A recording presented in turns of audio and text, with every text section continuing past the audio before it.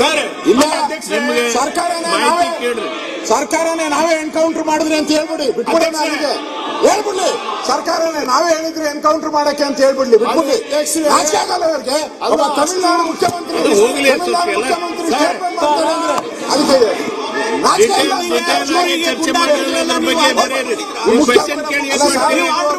ಬಿಟ್ಬಿಡಿ. ತಮಿಳುನಾಡು ಮುಖ್ಯಮಂತ್ರಿ ಸ್ಟೇಟ್ಮೆಂಟ್ ಮಾಡ್ತಾರೆ, ನಾಚಿಕೆ ಆಗಲ್ಲ? ಖಂಡನೆ ಅಂತ ಹೇಳ್ತಾರೆ, ನಾಚಿಕೆ ಆಗಲ್ಲ?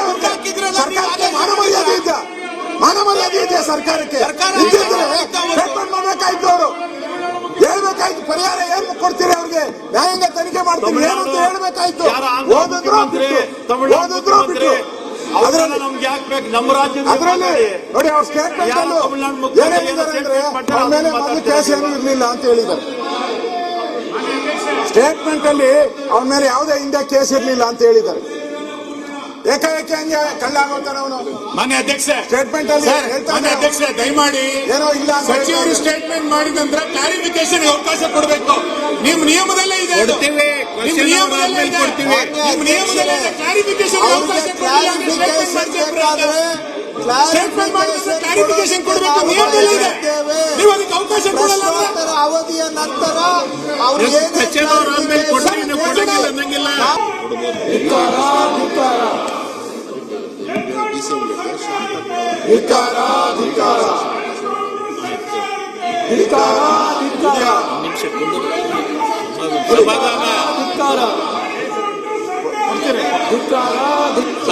ಸಮಾಧಾನ. ನೀಟ್ ಪರೀಕ್ಷೆ ಬಗ್ಗೆ ಗುಜರಾತ್ ನಲ್ಲಿ ಎನ್ಕೌಂಟರ್ ಸ್ಪೆಷಲಿಸ್ಟ್ ಆಯ್ತು. ಎನ್ಕೌಂಟರ್ ಸ್ಪೆಷಲಿಸ್ಟ್ ನೀವು. ಗುಜರಾತ್ ನೀವು ರೈತರ ಮೇಲೆ ಗೋಲಿಬಾರ್ ಮಾಡಿದ್ದೀರಿ, ಗುಜರಾತ್ ನೀವು ಜನರ ಮೇಲೆ ಮಾಡಿದ್ದೀರಿ. ಅಧ್ಯಕ್ಷರೇ, ಇಲ್ಲಿ ನನ್ನ ಪ್ರಶ್ನೆ,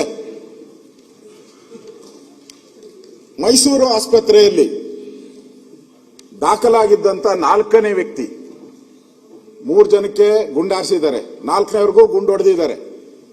ಆ 4ನೇ ವ್ಯಕ್ತಿ ಮೈಸೂರು ಆಸ್ಪತ್ರೆಯಿಂದ ನಿಗೂಢವಾಗಿ ಕಾಣೆ ಆಗ್ತಾರೆ. ಯಾಕೆ ಕಾಣೆ ಆಗ್ತಾರೆ?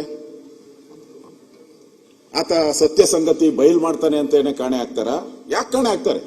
ಅದು ಅವನು ಇದುವರೆಗೂ ಸರ್ಕಾರ ಹೇಳಿಲ್ಲ. ಅವರು ಸ್ಟೇಟ್ಮೆಂಟ್ ಅಲ್ಲೂ ನಾನು ನೋಡಿದೆ, ಆ ಸ್ಟೇಟ್ಮೆಂಟ್ ಅಲ್ಲಿ ರಾಮಲಿಂಗಾರೆಡ್ಡಿ ಅವರಲ್ಲಿಯೂ 4ನೇ ವ್ಯಕ್ತಿ ಇದ್ದಾನೆ. ಅಲ್ಲಿ ಎನ್ಕೌಂಟರ್ ಆದಂತಹ ಸಂದರ್ಭದಲ್ಲಿ 4ನೇ ವ್ಯಕ್ತಿ ಇದ್ದಾನೆ. ಆ 4ನೇ ವ್ಯಕ್ತಿ ಬಗ್ಗೆ ಇವರ ಸ್ಟೇಟ್ಮೆಂಟ್ ಅಲ್ಲಿ ಎಲ್ಲೂ ಇಲ್ಲ. ನನ್ನ ಪ್ರಶ್ನೆ ಸರ್ಕಾರಕ್ಕೆ, ಡೌಟ್ ಎಲ್ಲಿ ಬರ್ತಾ ಇದೆ ಜನಗಳಿಗೆ? ರೈತರ ಸಂಘ ಯಾಕೆ ಹೋರಾಟ ಮಾಡ್ತಾ ಇದ್ದಾರೆ? ರೈತರು ಯಾಕೆ ಹೋರಾಟ ಮಾಡ್ತಾ ಇದ್ದಾರೆ? 5,000 ಜನ ಯಾಕೆ ಸೇರ್ಬಿಟ್ರು? ಏನೋ ಇವನ್ ಕಾಡುಗಳ್ಳ ಅಂದಿದ್ರೆ, ವೀರಪ್ಪನ ಕಾಡುಗಳ್ಳ ಅಂತ ನಾವು ಕೇಳಿದ್ವಿ, ಇವ್ ಕಾಡುಗಳ್ಳ ಅಂತ ಹೇಳಿದ್ರೆ ಇಷ್ಟೊಂದು ಜನ 5,000 ಜನ ರೈತರೆಲ್ಲ ಬಂದು ಹಸಿರು ಟವಲ್ ಹಾಕೊಂಡು ಯಾಕೆ ಹೋರಾಟ ಮಾಡ್ತಾ ಇದ್ರು? ನನ್ನ ಪ್ರಶ್ನೆ.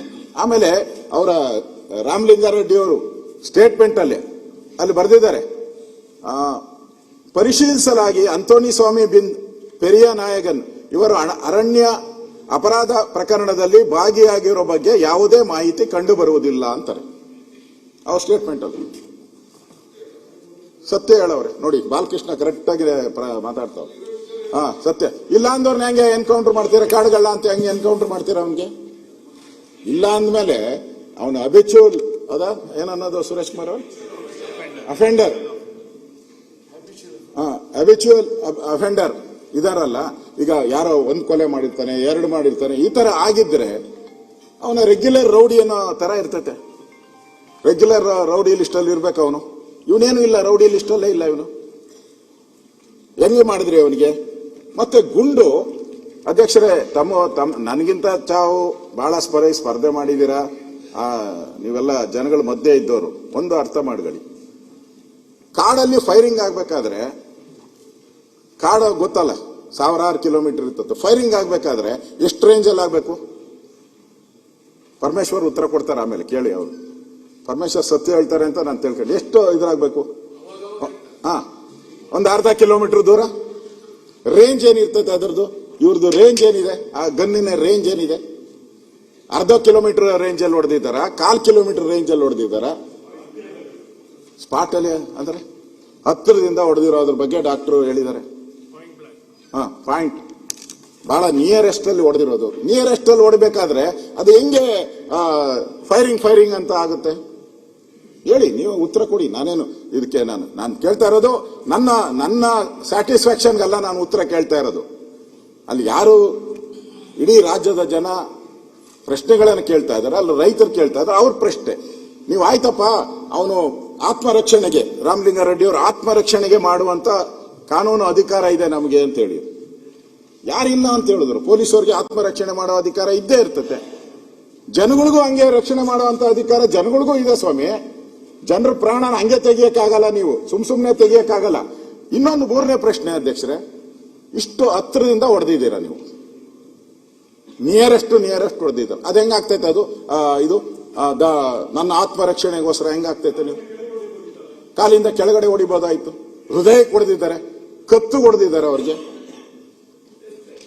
ಓಕೆ, ಆಯ್ತು. ಅವರ ಸ್ಟೇಟ್ಮೆಂಟ್ ಅಲ್ಲಿ, ರಾಮಲಿಂಗಾರೆಡ್ಡಿ ಸ್ಟೇಟ್ಮೆಂಟ್ ಅಲ್ಲಿ ನಮಗೆ ಮಾಹಿತಿ ಬಂತಂತೆ, ಇವರಿಗೆ ಅಲ್ಲಿ ಕಳ್ಳರಿದ್ದಾರೆ ಅಂತ ಮಾಹಿತಿ ಬಂತು. ನಾವು ಹೋಗಿ ರೈಡ್ ಮಾಡ್ತಿರುತ್ತೆ. ಕಳ್ಳರಿದ್ದಾರೆ ಅಂತ ಮಾಹಿತಿ ಬಂದ ಮೇಲೆ 4 ಜನ ಹೆಂಗ್ ಹೋದ್ರಿ ನೀವು? ಎಷ್ಟು ಜನ ಸ್ಟಾಫ್ ಇದ್ದಾರೆ ಆ ರೇಂಜ್ ಅಲ್ಲಿ? ನಿಮಗೆ 100-200 ಜನ ಇರ್ತಾರೆ. ನಾನು ಹೋಗಿದ್ದೀನಿ ಕಾಡಲ್ಲಿ, ಕೋಚಿಂಗ್ ಕ್ಯಾಂಪ್ಸ್ ಇರ್ತದೆ ಅಲ್ಲೇ.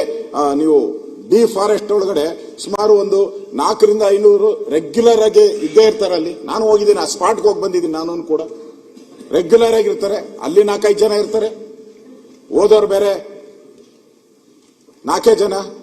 ಇಷ್ಟು ಜನ ನಿಮಗೆ ಸ್ಟಾಫ್ ಇದ್ಕೊಂಡು, 100 ಜನ ಸ್ಟಾಫ್ ಇದ್ಕೊಂಡು ಅವ್ರನ್ನ ಸುತ್ತುವರೆದು ಯಾಕೆ ಹಿಡಿಯಕ್ಕಾಗಿಲ್ಲ? ಆಯ್ತು, ಹೊಡೆದ್ರಿ. ಏನು ಒಳ್ಳೆ ಇದು ಏನೋ ಸೀರಿಯಸ್ ಆಗಿ ಒಂದೇ ಒಬ್ಬರಾದ್ಮೇಲೆ ಒಬ್ರು 3 ಜನ ಹೊಡೆದಾಕ್ಬಿಟ್ರಿ. 4 ಜನ ಹೊಡೆಯುವಂತ ಅವಶ್ಯಕ, 3 ಜನ ಸಾಯಿಸುವಂತ ಅವಶ್ಯಕತೆ ಏನಿತ್ತು ಇದರಲ್ಲಿ? ಒಬ್ಬ ಸತ್ತಿದ್ರೆ ಉಳಿದವರೆಲ್ಲ ಓಡೋರು. ಒಬ್ಬ ಸಾಯ್ಬೇಕು ಅಂತಾನೋ ನಾನು ಹೇಳಲ್ಲ, 3 ಜನ ಓಡೋರು. 3 ಜನರ ಮೇಲೂ ನೀವು ಗುಂಡಾರಿಸಿದಿರಲ್ಲ, ಯಾಕೆ 3 ಜನದ ಗುಂಡಾರಿಸ್ತೀರಿ ನೀವು? ಇದು ನಾಳೆ ಇದು ಘಟನೆ ನಾನು ಯಾಕೆ ಪ್ರಸ್ತಾವ ಮಾಡ್ತಾ ಇದ್ದೀನಿ ಅಂದ್ರೆ, ನಾಳೆ ನಮ್ಮದಲ್ಲಿ ಇದೊಂದೇ ಕಬಿನಿ ಒಂದೇ ಕಾಡಲ್ಲ, ಕರ್ನಾಟಕದಲ್ಲಿ ಬೇಕಾದಷ್ಟು ಕಾಡುಗಳಿದೆ. ಹಳ್ಳಿ ಜನ ಕಾಡುಗಳಲ್ಲಿ ಒಂದು ಅರ್ಧ ಕಿಲೋಮೀಟರ್ 1 ಕಿಲೋಮೀಟರ್ ರೇಂಜ್ಗೆ ಹೋಗ್ತಾರೆ, ಸೌದೆ ತರಕೋ ಏನ್ಗೋ ಹೋಗೇ ಹೋಗ್ತಾರೆ. ನೀವು ಬೇಡ ಅಂದ್ರೆ ಹೋಗೇ ಹೋಗ್ತಾರೆ ಅವರು, ದನ ಕರು ಮೇಯಿಸೋದಕ್ಕೆ ಎಲ್ಲ ಹೋಗೇ ಹೋಗ್ತಾರೆ ಅವರು. ಇದೊಂದು ಇನ್ಸಿಡೆಂಟ್ ನೀವು ಕರೆಕ್ಟ್ ಆಗಿ ನೀವು ಕ್ರಮ ಆಗಿಲ್ಲ ಅಂದ್ರೆ ನಾಳೆ ಕಾಡೊಳಕ್ಕೆ ಯಾವನು ಹೋಗಂಗೆ ಇಲ್ಲ. ಹಂಗಾರೆ ಬದುಕೆ ಅಲ್ಲಿ ಕಟ್ಕೊಂಡಿರ್ತಾರೆ. ನೀವು ಬಹಳಷ್ಟು ಜನ ಕಾಡಿನಲ್ಲಿ ವಾಸ ಮಾಡೋರು ಬದುಕನ್ನೇ ಅಲ್ಲಿ ಕಟ್ಕೊಂಡಿರ್ತಾರೆ. ನಾನು ಹೋಗಿದ್ದೀನಿ, ಅಲ್ಲಿ ಗ್ರಾಮ ವಾಸ್ತವ್ಯ ಮಾಡಿ ಬಂದಿದ್ದೀನಿ. ಅದೇ ಕಾಡಲ್ಲಿ ನಾನು ಕೂಡ ಗ್ರಾಮ ವಾಸ್ತವ್ಯ ಮಾಡಿದ್ದೀನಿ. ನಾನು ಅಲ್ಲಿಗೆ ಅದರಿಂದ ನನ್ಗನ್ಸೋವಂಥದ್ದು, ಈ ಹತ್ತಿರದಿಂದ ಯಾಕೆ ಗುಂಡುಗಳು ಬಂತು ಅನ್ನೋದು ಕೂಡ ನಮ್ಮ ಪ್ರಶ್ನೆ. ಮುಖ್ಯವಾಗಿ ಇಷ್ಟಕ್ಕೆ ನಾನು ಆಗಿದ್ರೆ ಇದ್ರ ಬಗ್ಗೆ ಖಂಡನ ನಿರ್ಣಯ ಮಾಡಿದ್ದಾರೆ ತಮಿಳುನಾಡಲ್ಲಿ. DMK ಅವರು ಖಂಡನ ನಿರ್ಣಯ ಮಾಡಿದ್ದಾರೆ. ತಮಿಳರನ್ನ ಕೊಂದಿದ್ದೀರಾ ಅಂತ ಅವರು ಡೈರೆಕ್ಟ್ ಆಗಿ ಹೇಳಿದ್ದಾರೆ. ತಮಿಳರನ್ನ ಕೊಂದಿದ್ದೀರಾ ಅನ್ನೋ ಮಾತನ್ನ ಹೇಳಿದ್ದಾರೆ. ಆಮೇಲೆ ಅಲ್ಲಿ ಮುಖ್ಯಮಂತ್ರಿ ವಿಜಯನ್ ಅವರು ತಮಿಳರ ಹತ್ಯೆ ಬರ್ತಾ ಇದೆ ನೋಡಿ, ತಮಿಳರ ಹತ್ಯೆ ರಾಜ್ಯ ಸರ್ಕಾರದಿಂದ ತಮಿಳರ ಹತ್ಯೆ. ಶನಿವಾರ ನಡೆಸಿದ ಎನ್ಕೌಂಟರ್ ಅಲ್ಲಿ 3 ತಮಿಳಿಗರು ಹತ್ಯೆ ಆಗಿರುವುದು ಖಂಡನೀಯ ಎಂದು ತಮಿಳುನಾಡು ಮುಖ್ಯಮಂತ್ರಿ ಜೋಸೆಫ್ ವಿಜಯನ್ ಭಾನುವಾರ ರಾತ್ರಿ ತಮ್ಮ ಎಕ್ಸ್ ಖಾತೆಯಲ್ಲಿ ಹಾಕಿದ್ದಾರೆ. ಈ ಘಟನೆ ಕುರಿತು ಕರ್ನಾಟಕ ಅರಣ್ಯ ಇಲಾಖೆ ನೀಡಿರುವ ವಿವರಣೆ ಸ್ವೀಕಾರಾರ್ಹ ಅಂತ ಹೇಳಿದ್ದಾರೆ. ಮುಖ್ಯಮಂತ್ರಿ, ಒಬ್ಬ ರಾಜ್ಯದ ಮುಖ್ಯಮಂತ್ರಿ, ನಿಮ್ಮ ಪಾರ್ಟ್ನರ್ ಅವರು, INDA ಪಾರ್ಟ್ನರ್, ಅವರೇ ಹೇಳಿದ್ದಾರೆ ನಿಮ್ಮ ಫಾರೆಸ್ಟ್ ಡಿಪಾರ್ಟ್ಮೆಂಟ್ ಏನ್ ಕೊಟ್ಟಿದೆ ರಾಮಲಿಂಗಾರೆಡ್ಡಿ ಅವರು ಓದಿದ್ರಲ್ಲ ಅದು ಸ್ವೀಕಾರಾರ್ಹ ಅಲ್ಲ ಅಂತ ಹೇಳಿದ್ದಾರೆ ಅವರು. ಮಾನ್ಯ ಅಧ್ಯಕ್ಷರೇ, ರಾಮಲಿಂಗಾರೆಡ್ಡಿ ಅವರು ಮಾನ್ಯ ಅರಣ್ಯ ಸಚಿವರು ಸುದೀರ್ಘವಾದಂತಹ ಉತ್ತರವನ್ನ ತನ್ನ ಇಲಾಖೆಯನ್ನ ಸಮರ್ಥಿಸಿಕೊಂಡು ಇವತ್ತು ಹೇಳಿಕೆಗಳನ್ನ ಕೊಟ್ಟಿದ್ದಾರೆ. ನಾನು ಆ ಘಟನೆಯಲ್ಲಿರುವಂತಹ ಅಂಶಗಳನ್ನ ಮಾನ್ಯ ವಿರೋಧ ಪಕ್ಷದ ನಾಯಕರು ಉಲ್ಲೇಖ ಮಾಡಿದ್ದಾರೆ. ನಾನು ಅದ್ರ ಬಗ್ಗೆ ಹೋಗಲ್ಲ. ಇವ್ರದೇ ಸಚಿವರು, ಸ್ವತಃ ಅರಣ್ಯ ಇಲಾಖೆ ಸಚಿವರು ಸದನದಲ್ಲಿ ಬಂದು ಬೇಟೆಗಾರರು ಅನ್ನುವಂಥ, ರೈತರು ಅಂತ ಹೇಳಲಿಕ್ಕಿಂತ ಬದಲಾಗಿ ಬೇಟೆಗಾರರು ಅನ್ನುವಂಥ ಶಬ್ದವನ್ನು ಬಳಸಿದ್ದಾರೆ. ಆ ಭಾಗದ ರೈತರನ್ನ ಬೇಟೆಗಾರರು ಅನ್ನುವಂಥ ಶಬ್ದವನ್ನು ಬಳಸಿ ಅರಣ್ಯ ಇಲಾಖೆಯವರ ರಕ್ಷಣೆಗೋಸ್ಕರ ಗುಂಡು ಹಾರಿಸಿದೀವಿ ಎನ್ನುವಂತ ಮಾತನ್ನ ಅವ್ರು ಹೇಳಿ ಅದನ್ನ ಸಮರ್ಥಿಸಿಕೊಂಡ್ರು. ಇದೇ ಸರ್ಕಾರದ ಸಚಿವ ಸಂಪುಟದಲ್ಲಿ ಕೆಲಸ ಮಾಡ್ತಾ ಇರುವಂತ, ಚಾಮರಾಜನಗರವನ್ನ ಪ್ರತಿನಿಧಿಸ್ತಾ ಇರುವಂತ ಒಬ್ಬ ಸಚಿವರು ಒಂದು ಹೇಳಿಕೆಯನ್ನು ಕೊಟ್ಟಿದ್ದಾರೆ. ನಾನು ಹೇಳಿಕೆಯನ್ನು ಓದ್ತೀನಿ ಅಷ್ಟೇ. ಅವ್ರು ಏನು ಹೇಳಿಕೆ ಕೊಟ್ಟಿದ್ದಾರೆ ಅಂತ ಕೇಳಿದ್ರೆ, ಬೇಟೆಯಾಡಿ ವಾಪಸ್ ಬರುವಾಗ ಗುಂಡು ಹೊಡೆದರು ಎಂದು ಅರಣ್ಯ ಇಲಾಖೆಯವರು ಹೇಳುತ್ತಿದ್ದಾರೆ. ಇದನ್ನು ನಂಬುವ ಸ್ಥಿತಿಯಲ್ಲಿ ನಾನು ಇಲ್ಲ. ಎನ್ಕೌಂಟರ್ ನಂತರ ಯಾರಿಗೂ ಮಾಹಿತಿ ನೀಡದೆ ಶವಗಳನ್ನು ಏಕೆ ಮೈಸೂರಿಗೆ ಸ್ಥಳಾಂತರಿಸಿದರು? ಪ್ರಕರಣವನ್ನು ನ್ಯಾಯಾಂಗ ತನಿಖೆಗೆ ಒಳಪಡಿಸಿ ಸತ್ಯಾಸತ್ಯತೆ ಹೊರತರಲಾಗುವುದು ಅಂತೇಳಿ ಸಚಿವ ಪುಟ್ಟರಂಗ ಶೆಟ್ಟಿ ಅವರು ಹೇಳಿಕೆ ಕೊಡ್ತಾರೆ. ಇವ್ರು ಹೇಳ್ತಾರೆ ಅರಣ್ಯ ಇಲಾಖೆಯವರ ರಕ್ಷಣೆಗೆ ಬೇಟೆಗಾರರ ಮೇಲೆ ನಾನು ಗುಂಡಾರಿಸಿದೆ ಅಂತ. ಆ ಜಿಲ್ಲೆಯ ಸಚಿವರು ಹೇಳ್ತಾರೆ ಅರಣ್ಯ ಇಲಾಖೆಯವರ ಹೇಳಿಕೆಯನ್ನು ನಾನು ನಂಬಲಿಕ್ಕೆ ಸಾಧ್ಯ ಇಲ್ಲ ಅಂತ. ಅಲ್ಲಿಯ ಸಂಸದರು ಹೇಳಿಕೆ ಕೊಡ್ತಾರೆ. ಒಂದು ನಿಮಿಷ, ಅಲ್ಲಿಯ ಸಂಸದರು ಹೇಳಿಕೆ ಕೊಡ್ತಾರೆ, ಅರಣ್ಯ ಅಧಿಕಾರಿಗಳು ನೀಡಿದ ಮಾಹಿತಿಯನ್ನಷ್ಟೇ ನಂಬಲು ಸಾಧ್ಯವಿಲ್ಲ. ಚಿಕಿತ್ಸೆ ಪಡೆಯುತ್ತಿರುವ ಗಾಯಾಳುನಿಂದ ಇನ್ನೊಂದು ಆಯಾಮದ ಬಗ್ಗೆಯೂ ತಿಳಿಯುತ್ತೇನೆ. ಎನ್ಕೌಂಟರ್ ಆದ ಮೇಲೆ ಮೈಸೂರಿಗೆ ಏಕೆ ಶವಗಳನ್ನು ತಂದರು ಅಂತೇಳಿ ಅಲ್ಲಿಯ ಸಂಸದ ಸುನೀಲ್ ಬೋಸ್ ಅವರು ಹೇಳಿಕೆಯನ್ನು ಕೊಡ್ತಾರೆ. ಇವ್ರದೇ ಸಚಿವರ ಹೇಳಿಕೆಗಳು ಒಬ್ರೊಬ್ರಿಗೆ ಒಂದೊಂದು ಸಾಮ್ಯತೆ ಕಂಡು ಬರ್ತಾ ಇಲ್ಲ. ಅವರೊಂದು ಹೇಳಿಕೆ ಕೊಡ್ತಾರೆ, ಇವರೊಂದು ಹೇಳಿಕೆ ಕೊಡ್ತಾ ಇದ್ದಾರೆ. ಹಾಗಾಗಿ ಸಾರ್ವಜನಿಕವಾಗಿ ನಮಗೆ ಅನುಮಾನ ಇರೋದು, ನಿಮ್ಮ ರಾಜಕೀಯದ ಮೇಲಾಟಕ್ಕೋಸ್ಕರ ಇದನ್ನ ಬೇರೆ ಕಡೆಗೆ ಸೆಳಿಬೇಕು ಅಂತೇಳಿ ಸರ್ಕಾರ ರೈತರ ಮೇಲೆ ಗುಂಡನ್ನ ಹಾರಿಸ್ತಾ ಇದೆ, ಎನ್ಕೌಂಟರ್ ಮಾಡ್ತಾ ಇದ್ದೀರಿ. ನಿಮ್ಮ ಸಚಿವ ಸಂಪುಟದಲ್ಲೇ ಒಬ್ರು ಹೇಳಿಕೆಗೆ ತಾಳೆ ಇಲ್ಲ. ಇಲ್ಲಿ ಅಲ್ಲಿಯ ಜಿಲ್ಲಾ ಉಸ್ತುವಾರಿ ಸಚಿವರೊಂದು ಹೇಳ್ತಾರೆ, ಅರಣ್ಯ ಇಲಾಖೆಯ ಸಚಿವರು ಹೇಳ್ತಾರೆ. ಯಾವ್ದನ್ನ ನಂಬೇಕು ನಾವು? ಹಂಗಾರೆ MP ಅವರೊಂದೇನು ಹೇಳ್ತಾರೆ, ಯಾವ್ದನ್ನ ನಂಬೇಕು? ಈ ಹಿನ್ನೆಲೆಯಲ್ಲಿ ಮಾನ್ಯ ಅಧ್ಯಕ್ಷರೇ, ನಾನು ಬಹಳ ಬಲವಾಗಿ ಒತ್ತಾಯ ಮಾಡ್ತೇನೆ, ಇದರ ಹಿಂದೆ ಏನೋ ಒಂದು ದೊಡ್ಡವಾದಂತ ಒಂದು ಪಿತೂರಿ ಇದೆ.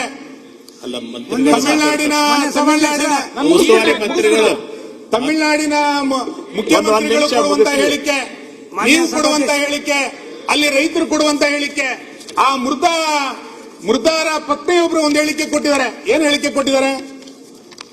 ಆ ಮೃತಪಟ್ಟಂತ ಹೇಳಿಕೆ, ಅವರ ಹೆಂಡತಿ ಹೇಳಿಕೆ ಕೊಟ್ಟಿರುವಂತದ್ದು, ನನ್ನ ಪತಿ ಜೋಳ ಕಾಯಲು ಜಮೀನಿಗೆ ಹೋಗಿ ಅಲ್ಲೇ ಮಲಗಿದ್ದರು.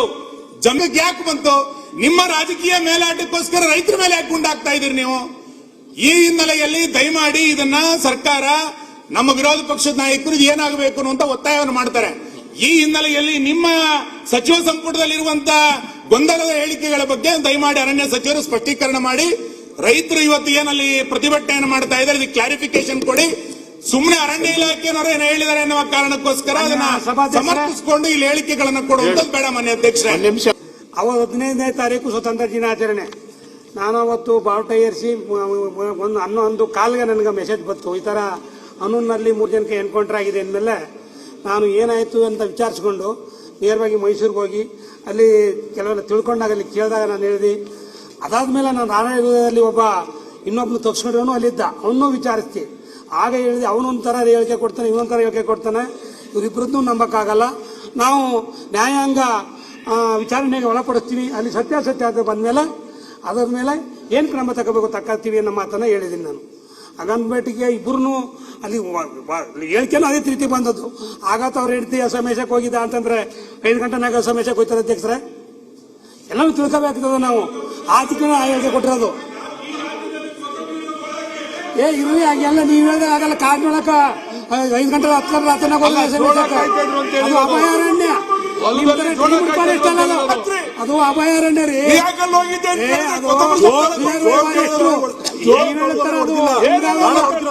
ಹಂಗಾಗಿ ಹೇಳ್ತಾ ಕೊಟ್ಟೇವಿನ ಇದು ಫಾರೆಸ್ಟ್ನವ್ರು ಹೇಳ್ದದು ಸರಿ ಇಲ್ಲ, ಇವು ಸರಿ ಅಂತ ಹೇಳಿಲ್ಲ.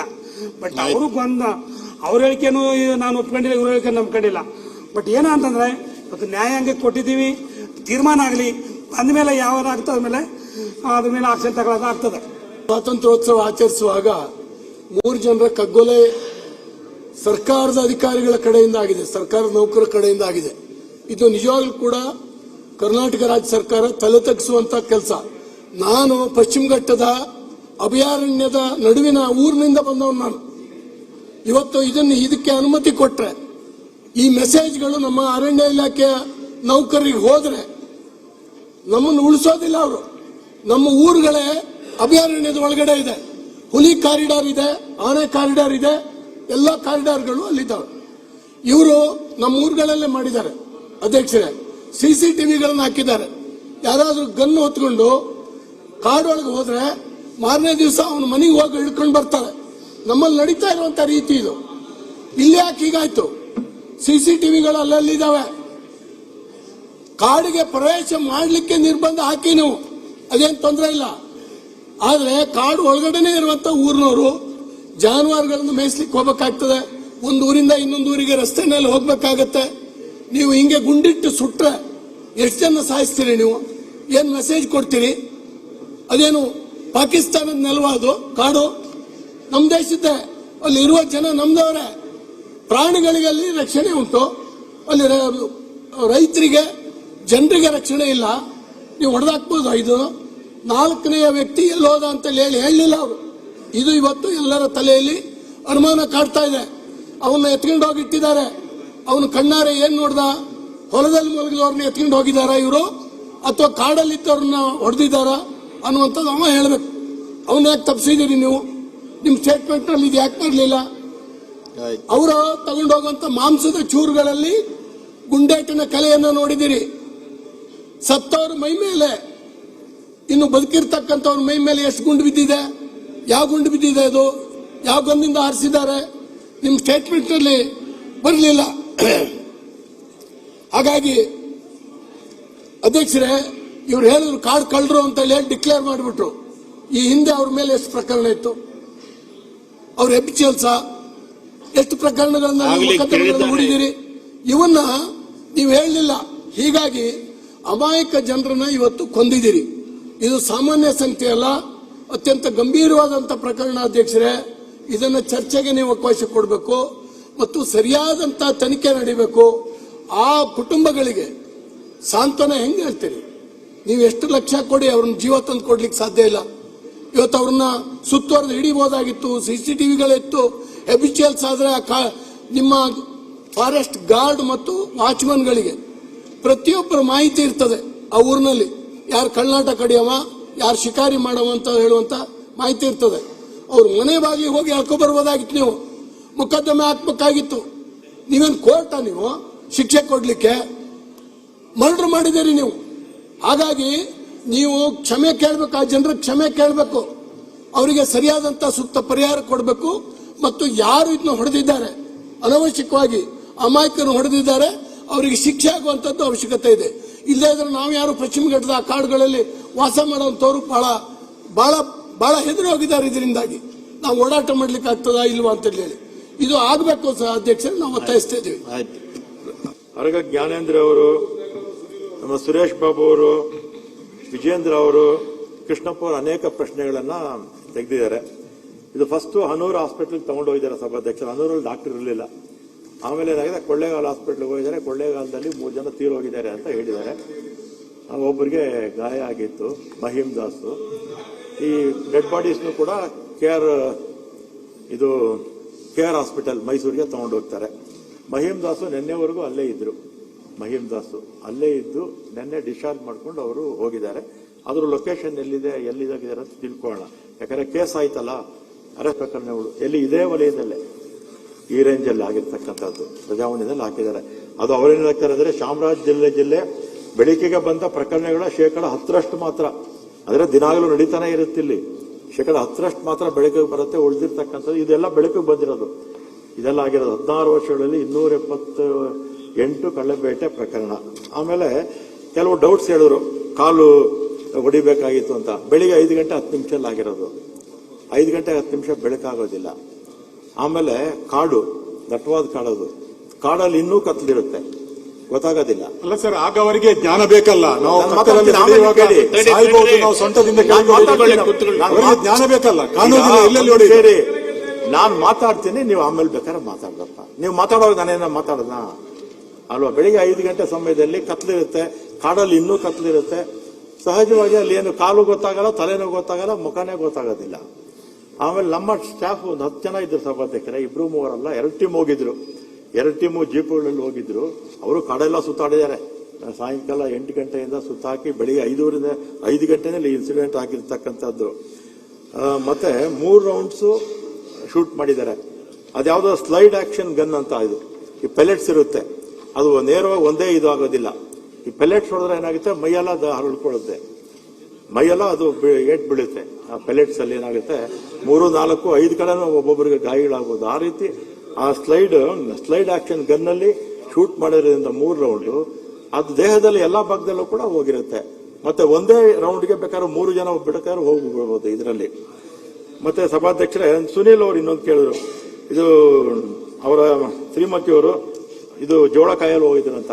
ಇದು ಆಗಿರ್ತಕ್ಕಂಥದ್ದು 5 ಕಿಲೋಮೀಟರ್ ಒಳಗಡೆ ದಟ್ಟ ಅರಣ್ಯದ ಒಳಗಡೆ ಆಗಿರ್ತಕ್ಕಂಥದ್ದು. ಅದು ಅವ್ರ ಜಾಗನೂ ಅಲ್ಲ, ಇದು ಅರಣ್ಯ ಪ್ರದೇಶ. ಇದು ಅರಣ್ಯ ಪ್ರದೇಶದ ಒಳಗೆ ಆಗಿರ್ತಕ್ಕಂಥದ್ದು 5 ರಿಂದ 8 ಕಿಲೋಮೀಟರ್ ಒಳಗಡೆ ಅವರೆಲ್ಲ ಸುತ್ತಾಡಿದ್ದಾರೆ ಸಭಾಧ್ಯಕ್ಷರೇ. ಆಮೇಲೆ ಇವರು ಈಗ ಸುರೇಶ್ ಅವರು, ವಿಜೇಂದ್ರ ಅವರು, ಕೃಷ್ಣಪ್ಪನವರು ಕೂಡ ಅನೇಕ ಪ್ರಶ್ನೆಗಳೆಲ್ಲ ಹೇಳಿದ್ದಾರೆ ಸಭಾ. ಆಮೇಲೆ FIR ಆಗಿದೆ, 2 ಕಡೆ ಮಾಡಿದ್ದಾರೆ ಸಭಾಧ್ಯಕ್ಷರೇ. ಅವರು ನಮ್ಮ ಮೇಲೆ ಕೊಲೆ ಕೇಸು ಅಂತ, ನಮ್ಮ ಇಲಾಖೆಯವ್ರ ಮೇಲೆ ಕೊಲೆ ಕೇಸು ಅವರು ರಿಜಿಸ್ಟರ್ ಮಾಡಿದ್ದಾರೆ. ನಮ್ಮವರು ಕೂಡ ನಮ್ಮ ಫಾರೆಸ್ಟ್ ಆಕ್ಟ್ ಪ್ರಕಾರ ನಾವು ಕೂಡ ಕೇಸು ನಾವು ಬುಕ್ ಮಾಡಿದ್ವಿ ಸಭಾಧ್ಯಕ್ಷರೇ. ಆಮೇಲೆ 34 kg ಎಲ್ಲ ಶೂಟ್ ಮಾಡ್ತಾರೆ, ಮಾಡಿ ಹೊಡೆದಾದ್ಮೇಲೆ ಬರೀ ಮಾಂಸ ತರ್ತಾರೆ, ಜಿಂಕೆ ತರೋದಿಲ್ಲ ಅವರು. ಮಾಂಸ ಬ್ಯಾಗ್ಗಳಲ್ಲಿ ಹಾಕೊಂಡ್ ಬರ್ತಾರೆ. ಅಲ್ಲಿನ ಪದ್ಧತಿ ಏನಂದ್ರೆ 4 ಜನ ಹೋದ್ರೆ 4 ಭಾಗ ಮಾಡ್ಕೊಳ್ತಾರೆ.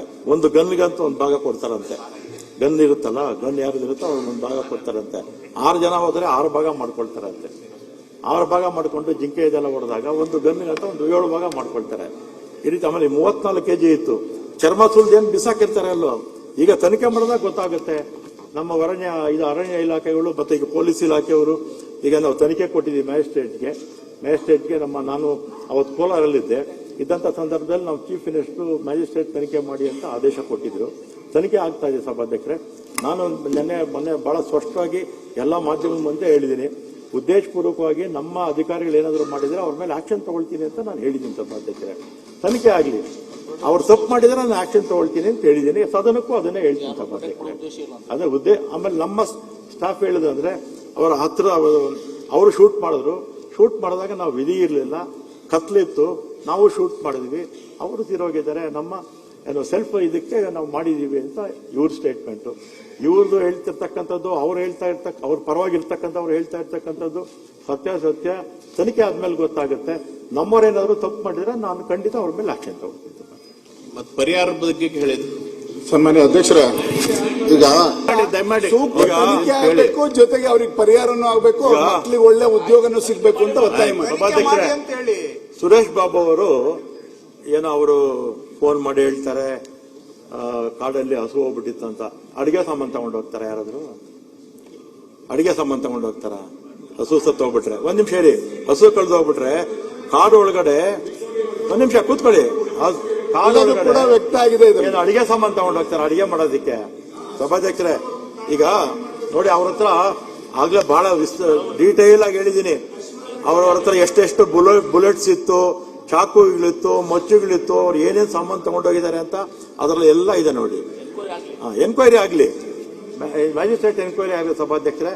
ನಮ್ಮ ಅಧಿಕಾರಿಗಳು ಏನು ತಪ್ಪು ಮಾಡಿದ್ರೆ ಖಂಡಿತ ನಾನು ಆಕ್ಷನ್ ತಗೊಳ್ತೀನಿ. ಆಮೇಲೆ ಅವ್ರು ತಪ್ಪಿತಸ್ಥರು ಅಲ್ಲ ಅಂತ ಹೇಳಿದ್ರೆ ಪರಿಹಾರ ಕೊಡೋದಕ್ಕೆ ಮುಖ್ಯಮಂತ್ರಿ ಮಾತಾಡ್ತೀನಿ. ಅವ್ರು ಬೇಟೆಗಾರರಾಗಿದ್ರೆ, ಅವ್ರು ಬೇಟೆ ಮಾಡೋಕೆ ಹೋಗಿದ್ರೆ ಏನ್ ಮಾಡ್ಬೇಕು ಸಭಾಧ್ಯಕ್ಷರೇ?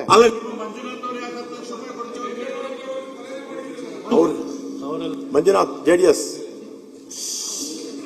ಸಭಾಧ್ಯಕ್ಷರೇ, ತನಿಖೆ ಆಗಲಿ ಸಭಾಧ್ಯಕ್ಷರೇ. ಆಯ್ತು. ನಮ್ಮ ಅಧಿಕಾರಿಗಳು ತಪ್ಪು ಮಾಡಿದ್ರೆ ಖಂಡಿತ ತಗೊಳ್ತೀನಿ. ಅಕಸ್ಮಾತ್ ಬೇಟೆಗಾರರೇ ಅವ್ರ ಬೇಟೆಗೆ ಹೋಗಿದ್ರೆ ಅವ್ರ ಮೇಲೆ ಕ್ರಮ ತಗೊಳ್ತೀವಿ ಕಾನೂನು ಪ್ರಕಾರ. ಅಲ್ಲ, ನ್ಯಾಯಾಂಗ ತನಿಖೆ ಏನಾಯ್ತು? ನ್ಯಾಯಾಂಗ ತನಿಖೆ ಮಾಡ್ಬೇಕಲ್ಲ ನೀವು. ನಾವು ಜುಡಿಷಿಯಲ್ ನೀವು AC ಗ್ರೇಡ್ ಅಲ್ಲಿ ಮಾಡಿದ್ರೆ ಏನ್ ಬರ್ತದೆ ಅದರಲ್ಲಿ? ಯಾವಾಗ? ಅಲ್ಲ, ಮಂತ್ರಿಗಳ ನೀವಿದ್ದೀರಿ ಸರ್. ನ್ಯಾಯಾಂಗ ತನಿಖೆ ಕೊಡ್ಲಿ, ನ್ಯಾಯಾಂಗ ತನಿಖೆ ಕೊಡಿ, ಸಭಾಧ್ಯಕ್ಷ ಪರಿಹಾರ ಕೊಡಿ. ಈಗ ಮ್ಯಾಜಿಸ್ಟ್ರೇಟ್ ತನಿಖೆ ಆಗ್ತಾ ಇದೆ, ಆಗ ಸಮಾಧಾನ ಇಲ್ವೋ ಆಮೇಲೆ ಮುಖ್ಯಮಂತ್ರಿಗಳ ಹತ್ರ ಚರ್ಚೆ ಮಾಡಿ ಮುಖ್ಯಮಂತ್ರಿಗಳ ಕರೀಲಿ. ರಾಜಧಾರಿ TV, ಅಡೆತಡೆ ಇಲ್ಲದ ಪ್ರಜಾದಾರಿ.